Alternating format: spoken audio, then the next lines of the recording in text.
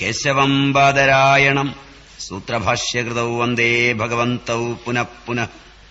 സദാശിവസമാരംഭാം ശങ്കരാചാര്യമധ്യമാം അസ്മദാചാര്യപര്യന്താം വന്ദേ ഗുരുപരമ്പരാം.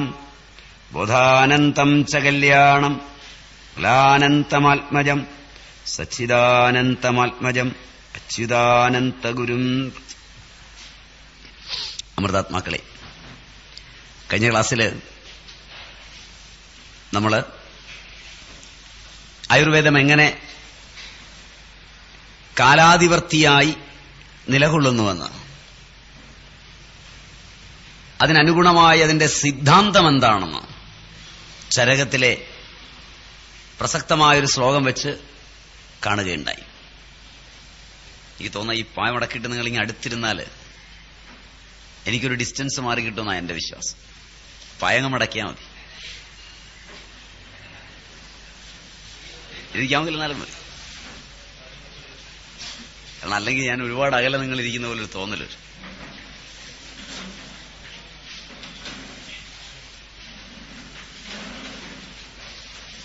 ഒരുപാട് അകലെ പോയിരിക്കുന്ന പോലെ തോന്നും.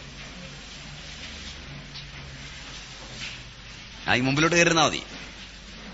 അതന്നെ കസര തന്നെ ഇരുന്നോണ്ടാ മതി. ഇനിയിപ്പോ കസരയിലിരുന്നാലും മതി.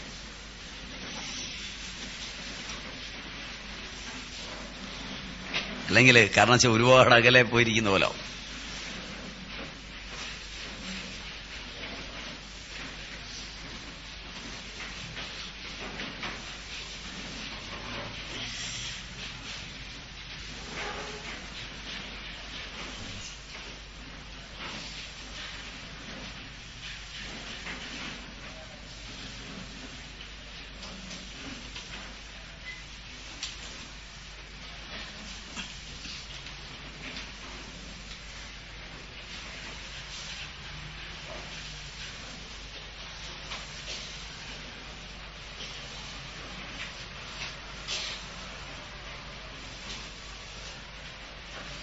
ഇനി നമുക്ക് ആയുർവേദ സിദ്ധാന്തങ്ങൾ രൂപപ്പെട്ട തലങ്ങളിലേക്ക് മെല്ലെ ശ്രദ്ധിക്കാം. ഭാരതീയ ശാസ്ത്രശാഖയ്ക്കെല്ലാം ഒരു പ്രത്യേകതയുണ്ട്. അത് ആയുർവേദമായാലും സാഹിത്യമായാലും കലയായാലും സംഗീതമായാലും വേദമായാലും ഏതായിരുന്നാലും കാലം മുന്നോട്ട് പോകുന്തോറും മഹതീകരിക്കപ്പെടുന്നു എന്നല്ല. സാധാരണ ഏതൊന്നും ആദ്യമുണ്ടാകുന്നതിൽ നിന്ന് വികസിച്ചാണ് അടുത്തത് വരുന്നതെന്നാണ് പഠിക്കുന്നത്.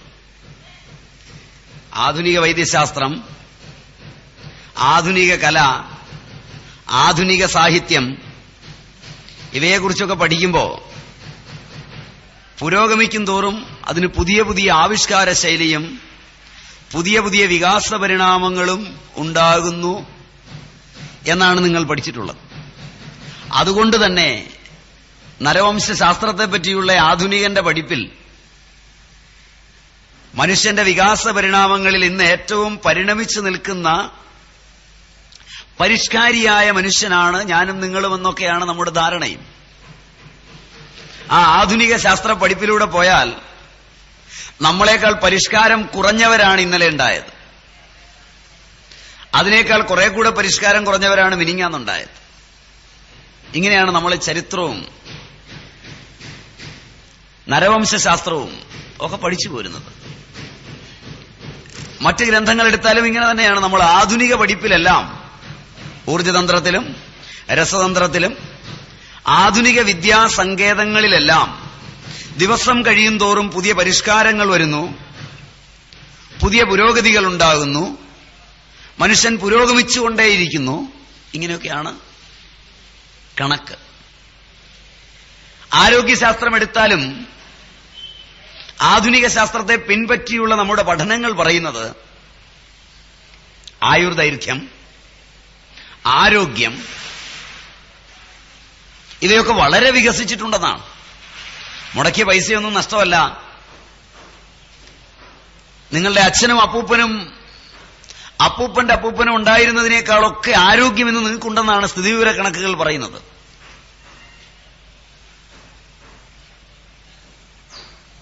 പ്രതിശതം അങ്ങനെയാണ് ഇതിന് പറയേണ്ടത്. ആ പ്രതിശതം ആരോഗ്യനിലയുടെ മെച്ചം. സാമ്പത്തിക ശാസ്ത്രം എടുത്താൽ പൗരാണിക ജീവിതത്തെക്കാൾ സ്വസ്ഥമായൊരു ജീവിതം രൂപപ്പെടുത്തുവാൻ നിങ്ങളുടെ സാമ്പത്തിക വിദഗ്ധന്മാർക്ക് കഴിഞ്ഞിരിക്കുന്നു എന്നാണ്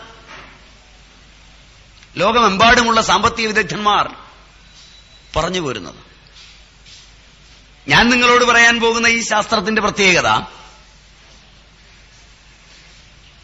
അത് എത്ര പുറകോട്ട് പോകുന്നുവോ അത്രയും പരിഷ്കൃതമാണെന്നുള്ളതാണ്. നിങ്ങൾ പഠിച്ച ലോജിക്കിനും നിങ്ങളുടെ ചിന്തയ്ക്കും നിരക്കാത്ത ഒന്നാണ് ഞാൻ ആദ്യം പറയാൻ പോകുന്നത്. അതുകൊണ്ട് ഒരുപാട് പ്രാവശ്യം പറയേണ്ടി വരുമെന്നാണ് എനിക്ക് തോന്നുന്നത്. ഭാരതീയ ചിന്തകളെല്ലാം എത്ര പഴക്കം അതിനുണ്ടോ അത്രയും വീര്യവത്താണ് ആ ജ്ഞാനം. അതിൽ ആയുർവേദം പ്രധാനവുമാണ്. വേദത്തിന്റെ പ്രായോഗിക പരിജ്ഞാനത്തെ കാണിക്കുന്നതാണ് ആയുർവേദവും മന്ത്രശാസ്ത്രവുമെന്ന് ദർശനങ്ങൾ പറയും. മന്ത്രവത് പ്രയോക്തവ്യം ന മീമാംസ്യം കദഞ്ചന എന്നാണ് ശാസ്ത്രം പറയുന്നത്. ഇതമാഗമ സിദ്ധ്യത്വാത്.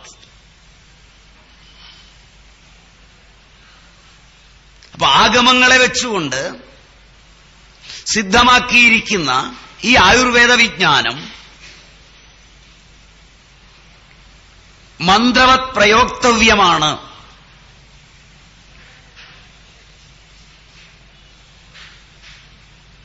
മന്ത്രവത് എന്നൊക്കെ പറയുമ്പോ ഇടക്കാലത്ത് മാറിപ്പോയൊരു ജനതയ്ക്ക് ഓർമ്മ വരുന്നതൊക്കെ ഇതെന്താണെന്ന് തിരിച്ചറിയാതെ എന്തൊക്കെയോ കാണിച്ച് പൈസ വാങ്ങിച്ചിട്ടുള്ള കുറെ മന്ത്രവാദികളോട് ബന്ധപ്പെട്ട മന്ത്രമെന്ന ശബ്ദം പോലും കേൾക്കുന്നത്. അതുകൊണ്ട് ഞാൻ പറയുന്ന കാര്യം മനസ്സിലാവുമെന്ന് എനിക്ക് തോന്നുന്നില്ല. മന്ത്രശബ്ദത്തിന് മനസ്സിനെ രക്ഷിക്കുന്നത് എന്നർത്ഥം വരുന്ന ശബ്ദങ്ങളെയാണ് മന്ത്രം എന്ന് പറയുന്നത്. മനസ്സിനെ രക്ഷിക്കുവാൻ കെൽപ്പുള്ളത് ശബ്ദശാസ്ത്രത്തിന് മാത്രമാണ്, വേറെ ഒന്നിനും പറ്റില്ല. മനസ്സിന്റെ തലത്തിലെത്തിയ ഒന്നും സ്ഥൂലമായ ദ്രവ്യങ്ങൾ കൊണ്ടൊന്നും രക്ഷപ്പെടില്ല. രക്ഷപ്പെടണമെങ്കിൽ ശബ്ദശാസ്ത്രത്തിന്റെ പ്രാമുഖ്യമുള്ള അറിവ് അനിവാര്യമാണ്. അതില്ലാതെ പറ്റില്ല. എന്റെ ക്ലാസ്സിനെ പറ്റി ഒരു പരാതി കേട്ടു എന്ന് തോന്നുന്നു. അത് ഞാനിപ്പോഴാ ഓർത്തേ. മനസ്സിലാകാനുള്ള നിങ്ങളുടെ പ്രയാസം, അതിനെനിക്ക് ഒന്നേ പറയാൻ പറ്റൂ. നിങ്ങൾ പരമാവധി മലയാളം സീരിയലുകളും മലയാളം ചാനലിൽ വരുന്ന വാർത്തയും കേൾക്കാതിരിക്കുക. മംഗളവും മനോരാജ്യവും വായന നിർത്തുക. അതിൽ കുറഞ്ഞ ഒരു ഉപദേശവും എനിക്ക് പറയാനില്ല. കാരണം നിങ്ങൾ മലയാളമാണ് പഠിച്ചിരിക്കുന്നതെന്നാണ് നിങ്ങൾ വിചാരിക്കുന്നത്. പക്ഷേ മലയാള ഭാഷയിലെ പദങ്ങൾ പറയുമ്പോഴാണ് നിങ്ങൾക്ക് അറിയാൻ മേലാതെ പോകുന്നത്. അങ്ങനെ പറഞ്ഞോട്ടെ നിങ്ങളുടെ അനുമതിയോടെ. മനോരമ പത്രവും മറ്റു മാപ്രസിദ്ധീകരണങ്ങളും ഒക്കെ ഭാഷയിൽ നടത്തിയ കടന്നാക്രമണങ്ങൾ, അതുകൊണ്ട് അതിൽ നിന്ന് മലയാളമാണ് നമ്മളൊക്കെ സംസാരിക്കുന്നതെന്നുള്ള ധാരണ. മനോരമയുടെ തന്നെ മറ്റൊരു പ്രസിദ്ധീകരണമുണ്ട്, ഭാഷാഭൂഷണി. നിങ്ങൾ കണ്ടിട്ടുണ്ടാവുമെന്നറിയില്ല. അതിൽ മലയാളമുണ്ട്. അത് മലയാളികൾ കൈകാര്യം ചെയ്യുന്നതാണ്. അപ്പൊ അതുകൊണ്ട് ഇതൊക്കെ വായിച്ചു വശാവുമ്പോൾ നമുക്ക് കൈമോശം വന്നുപോയൊരു ഭാഷയുണ്ട്. അതുകൊണ്ട് പറ്റുന്ന വൈകല്യത്തിന് ഞാനൊരു ക്ഷമാപണത്തോടെ പറയട്ടെ. ഒരു കാര്യം എനിക്ക് ചെയ്യാം, മനസ്സിലായില്ലെന്ന് പറഞ്ഞാൽ ഞാൻ ഉദാഹരണങ്ങൾ കൊണ്ട് വിശദീകരിച്ചു തരാം. ഭാഷ മാറുമെന്ന് എനിക്ക് തോന്നുന്നില്ല.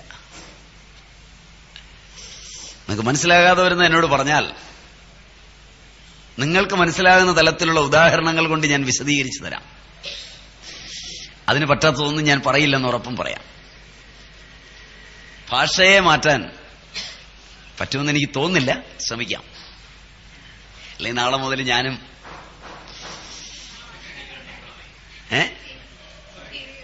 ഇതൊക്കെ കാണാൻ തുടങ്ങണം.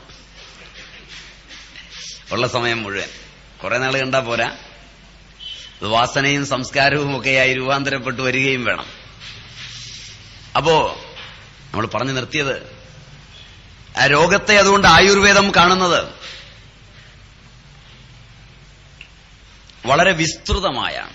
ഇത് ഞാൻ ആദ്യത്തെ ക്ലാസ്സിൽ എന്റെ ക്ലാസ് മൊത്തം തീരുമെന്ന് വിചാരിച്ച് ഞാൻ പെട്ടെന്ന് ചൂണ്ടിക്കാണിച്ച് തീർത്തിരുന്നു. ആയുർവേദ മതം എടുത്താൽ, അങ്ങനൊരു പേര് തന്നെ പറഞ്ഞത്, ഒരു ജീവിത ദർശനമുള്ള ശാസ്ത്രമാണ് ആയുർവേദം. നിങ്ങൾ കാണുന്ന മറ്റൊരു ആരോഗ്യ ശാസ്ത്രത്തിനും ഒരു ജീവിത ദർശനമില്ല. അതിൽപ്പെട്ടവരാരെങ്കിലും എന്നെ കേൾക്കുന്നുണ്ടെങ്കിൽ ഞാൻ കുറ്റപ്പെടുത്താൻ പറഞ്ഞതല്ല.